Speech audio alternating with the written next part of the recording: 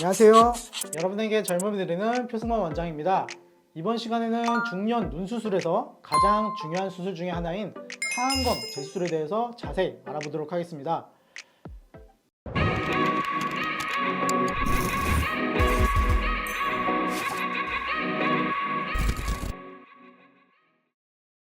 상안검 수술은 이제 처진 눈매를 개선하고 눈매를 예전처럼 또렷하게 만들기 위해서 시행하게 되는데요.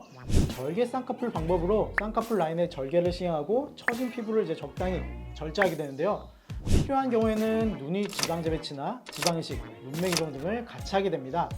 쌍꺼풀 라인을 새로 만들고 싶지 않은 분들은 처진 피부 등의 조직을 조절하기 위해서 눈썹화 거상을 단독으로 시행할 수도 있습니다. 상안검을 재수술을 하게 되는 이유는 다양한데요. 크게 세 가지로 나눠서 설명드리면, 첫 번째로 양쪽 쌍꺼풀에 비대칭이 있는 경우가 많습니다. 그 다음으로는 수술 후에 시간이 지나면서 점점 피부가 처지고 쌍꺼풀 라인이 덮이는 경우가 있습니다. 마지막으로 상안검 수술 후에 눈이 지방이 이제 꺼지면서 개선을 위해서 찾아주시는 분들이 계신데요.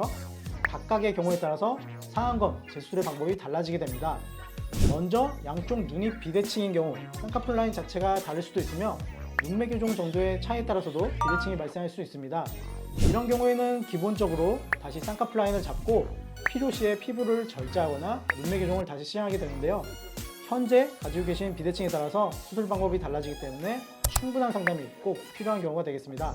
두 번째로, 시간이 지나면서 피부가 다시 처지게 되는 경우는 늘어진 피부를 다시 교정해줘야 되는데요.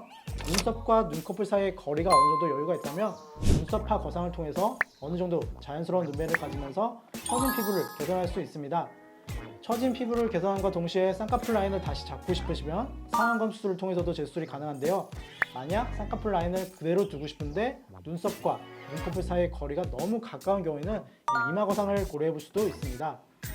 마지막으로 눈이 지방이 꺼지는 경우도 종종 생기는데요. 이전 상안검 수술 때 지방을 제거한 경우 눈이 지방 꺼짐 현상이 더 두드러져 보일 수도 있습니다.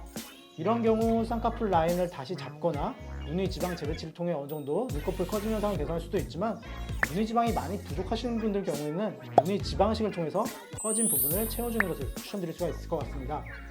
지금까지 상안검 수술에 대해서 살펴보았는데요. 앞서 설명드린 내용 중에서 궁금하신 사항 있으시면 영상에 댓글 남겨주시거나 저희 병원으로 찾아와 주시면 친절하고 자세히 설명드리도록 하겠습니다. 이상 저스템과 표승원 원장이었습니다. 감사합니다.